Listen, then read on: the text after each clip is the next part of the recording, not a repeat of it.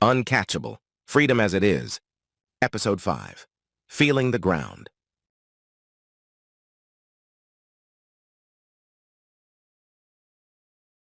My memories should have been completely ruined, but the opposite happened. Every day I felt like my memory was transforming into a kind of storage disk, and with little effort, I could see memories in my mind almost as if I was watching a movie. As for the situation now, summarizing after a few normal weeks for my senses, Nando continued to be Nando. The prisoners no longer paid much attention to me when any craziness happened on my part. William, the son of the female spirit with the appearance of Pocahontas, did not speak to me, but his incendiary looks of something he didn't even know were directed at me. I discovered that despite everything, when we were in the yard, at least once, William sought me out with his eyes.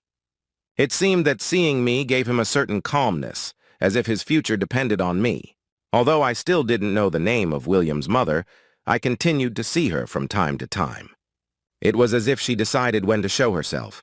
On the other hand, my plans to escape from prison had not changed, and the third party in our cell had not reappeared. Shadows surrounded almost all the prisoners, and in the dining room, when we were all together, it was a place where I could practice focusing my spiritual sight. I was able to differentiate some characteristics and therefore able to know what kind of spirits were around the prisoners. It was always a mixture of good and bad. It was precisely on one of these days that our invisible and always untimely visitor appeared to me. "Ray, how are you today?" asked the nameless spirit with a certain moral superiority that I noticed immediately. "Well, spirit without a name, I should be more than happy since I haven't received any beatings for several weeks." I responded sarcastically. "Very well. Giving you a clear identification of my spirit is something that I plan to teach you in the future, as you still do not have the basis to understand me. And this is the reason for my presence today. I come to tell you that the following has been decided. If you want to continue leaving your body and receive instruction on how to do it without having to suffer fulminating blows, you will have to study. Read.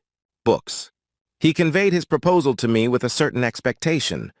I'm not sure. I don't trust your word," I said with false disinterest and moved away from him.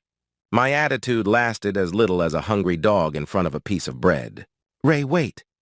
I'll tell you one of my thousands names," the incognito invisible exclaimed and continued. "You can call me Tristan." "Really? Tristan?" I responded mockingly, turning to look at him. But nothing is left to chance. The trap was planned in advance, and I fell into it happy and content. Tristan had called William's mother to help him convince me, and he succeeded. When I turned to look at Tristan, she was by his side, looking at me with her green eyes with a familiar depth and a complicit smile. I disarmed myself and accepted all the terms and conditions. If they had asked me, I would have subscribed to their channel, signed up for the newsletter, and made a donation. "You're easier than petting a cat, Ray," I said to myself angrily. I couldn't let them win so easily, so I responded, grumbling. "What books do you want me to read?" I said with an attitude, not to lose ground. "We'll talk when you're in your cell, Ray. Look around. You're drawing a lot of attention," Tristan showed me with his index finger. It was true. I tried to fix the situation by taking out my cell phone, putting it to my ear, spinning on my heels, and walking toward the main dining room exit, bowing my head as if I were concentrating on an important conversation. My new tutors accompanied me on the way to the cell. Once inside and in more privacy, as almost all the cells were empty due to lunch, they explained the deal to me. "She is William's mother. You already know her by sight, but you don't know her name. Her name is Estella, and she passed away young, unable to take care of William's education and care. Now she constantly helps him with her intuitions and suggestions. William has a good heart, but life pressed him and he yielded due to lack of moral and spiritual foundations that would enable him tools of defense and hope.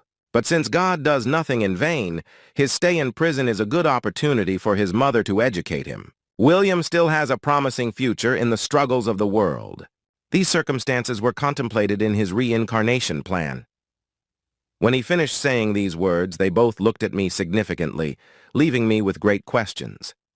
Tristan continued, "From now on, she will be my substitute with certain intermittent periods. Her primary job is William, but we are all linked by our past actions. He explained to me as if it were a first-grade class. We had not finished talking when I realized something. I was talking directly to them while in my physical body. Tristan noticed that and said to me, "It's just an exception. Your vision of us is subordinate to our will and Father's permission, of course." His words brought me back to earth, albeit with some optimism. "All right, Tristan, finish explaining the deal." I cut off his last word to try to gain some control, which I later understood was a futile attempt. "Perfect, Ray. Estella will show you the books in the library. If you study, you will be rewarded by taking exams in the spiritual plane libraries. You see, books are elements that belong to both planes at the same time, much like cats. On the one hand, they exist in the material plane, but their content is of spiritual origin. In the same way as the law of correspondence of the Kybalion, as above, so below, and not the other way around. The earth is an imperfect copy of the spiritual world, and all libraries have their original in the greater world. That's why you will study in the material and be given classes on how to leave your body at will as a reward. This is closely linked because you will only leave your body consciously to take your exams in the spiritual library. As you can see, one action is linked to the other. When you pass your exams, you can have some freedom. This freedom is not curtailed but is conditioned on your individual abilities, Tristan explained to me. The truth is that in general, prisoners are not there for adhering to the rules, and I was no exception. I accepted the deal, but I knew that I wouldn't fulfill certain parts. Years later, I knew that Tristan knew my intimate thoughts and knew of my rebellions. Tristan was about to leave. He looked at me and raised an eyebrow. He closed his eyes for a moment, and instantly 2 more spirits appeared. These spirits looked like American football players. They towered over Tristan by almost 2 heads, and over Estella by 3. Then all 4 of them looked at me, spoke amongst themselves, looked back at me, and only Estella remained. They didn't even say goodbye, they just disappeared. I have to admit that it scared me a little. I felt like a child who had been caught misbehaving. Estella caressed my cheek and spoke to me. "Calm down, Ray. Everything will be fine. Do you want to rest? I'll come back for you in a few days." Her words calmed me. I put aside everything that had happened and returned to a relative normalcy. However, I couldn't stay still. I figured I could start studying on my own. Plus, my spiritual tour of the prison had been interrupted. "Nando, you're a repressed and sentimental homosexual!" I knew what I was doing. I focused on my goal and waited. He's taking a long time, I said to myself. I began to doubt that he had heard me when I realized that the sun was coming towards me at great speed and turning red, as if it were a basketball. Yes, it was indeed a basketball, the same one that Nando was using on the prison yard court. Now that I think about it, it hadn't been a good idea. I stood in my spiritual body on my buttocks. The ball hit my face, knocked me backwards against the wall, and I fell to the ground face first like a bag of potatoes. I don't know which of the 2 blows made me leave my body. All I thought was to take advantage of the time and how much it would hurt when I returned to my body. Very well, let's not waste this painful effort. I ran as fast as I could, seeing all the hallways and nooks of the prison, focusing on where the guards were, memorizing the cameras and their positions, some of which were quite hidden. I climbed stairs as I still couldn't fly, and while on the roof, I analyzed everything and also jumped down to the yard. Obviously, nothing happened. I only landed a little lighter than my physical body, which would have been fatal. I fell like a crumpled piece of paper. "Nando, you've gone too far," said Armando, an old prisoner with a good heart, illiterate but streetwise, and of course taller than Nando. That's why he was regarded as a wise man of the prison. "Shut up, Armando. He deserves it for being a big mouth," Nando responded with a soft tone. "Well then, take him to the cell or to the infirmary.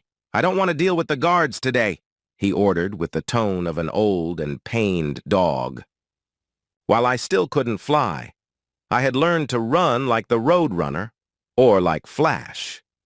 Seeing the situation from afar, I wondered if passing by Armando and Nando quickly could achieve something that would scare them. I took off running, thinking about how I would laugh at those two, who had already lifted me to take me away. My speed increased like flashes, and in a few seconds, I would arrive. I still didn't know what would happen, but Estella appeared. While I was running at full speed, Estella appeared next to my path and greeted me with a mischievous smile. I had never seen her with such attitudes before. Until now, I had always seen her as serious and beautiful.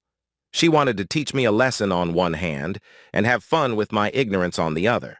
Estella's gaze distracted me, and I passed through my body, which became like a slingshot similar to those of aircraft carriers, grabbing me tightly and pulling me inside. Needless to say, the forces of inertia also apply to disembodied spirits.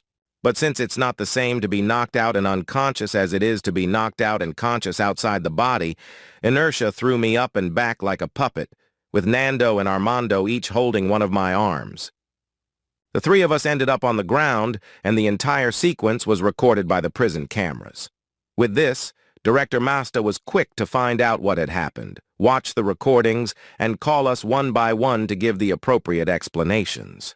Not for the obvious facts, but for the ones that were very out of the ordinary.